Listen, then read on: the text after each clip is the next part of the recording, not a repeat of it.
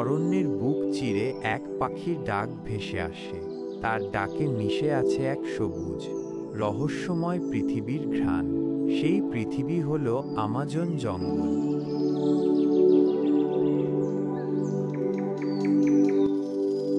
এ শুধু কোনো সাধারণ বন নয়, এ যে পৃথিবীর ফুসফুস। এখানে সূর্যের আলো পাতার ফাঁক গলে মাটিতে পৌঁছানোর আগেই যেন নিঃশব্দে হারিয়ে যায়। গাছের ডালপালার ফাঁকে ফাঁকে আলোর রেখা এসে পড়ে, আর তারই নিচে বিশাল এক জাগুয়ার বসে আছে, নিঃশব্দে শিকার খুঁজছে। এই জঙ্গলে এমন সব প্রাণী বাস করে যাদের নাম আজও মানুষ জানে না। আছে এমন কিছু গাছ যাদের ওষুধি শক্তি আমাদের ধারণারও বাইরে। আর আছে এমন কিছু আদিবাসী মানুষ যারা আমাদের এই সভ্য পৃথিবীর আলো কখনো দেখেইনি। তারা তীর ধনুক হাতে শিকার করে জীবন চালায়, গানের মতো মিষ্টি ভাষায় কথা বলে, আর প্রকৃতির গভীর বন্ধনে আবদ্ধ হয়ে তাকেই মা বলে ডাকে।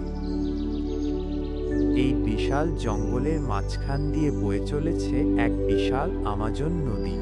সেখানে গোলাপি রঙের ডলফিন সাঁতার কাটে আপন মনে, আর কচুরিপানার ঘন পাতার উপর খেলা করে বেড়ায় রঙিন সব ব্যাঙ। কিন্তু দুঃখের বিষয়, এই জঙ্গল আজ আর নিরাপদ নয়। ধীরে ধীরে কেটে ফেলা হচ্ছে হাজার বছরের পুরনো গাছগুলো, আগুনে পুড়িয়ে দেওয়া হচ্ছে প্রাণভরা সবুজ জীবন। জলবায়ু বদলে যাচ্ছে দ্রুত গতিতে, বহু প্রাণী হারিয়ে যাচ্ছে চিরতরে, আর আমরা সব দেখেও যেন চুপচাপ বসে আছি। তবে আশার আলো এখনো নিভে যায়নি। বিশ্বজুড়ে আজ অনেক মানুষ জেগে উঠছে, তারা গাছ লাগাচ্ছে, অন্যদের সচেতন করছে নিরন্তর। কারণ এই জঙ্গল শুধু দক্ষিণ আমেরিকার সম্পত্তি নয়, এটা আমাদের সবার। আমাজনের প্রতিটি পাতায়, প্রতিটি প্রাণীর মধ্যে লুকিয়ে আছে আমাদেরই ভবিষ্যৎ। তাই বলি, আমরা যদি এই অমূল্য জঙ্গলটাকে রক্ষা না করি, তাহলে আর কে করবে?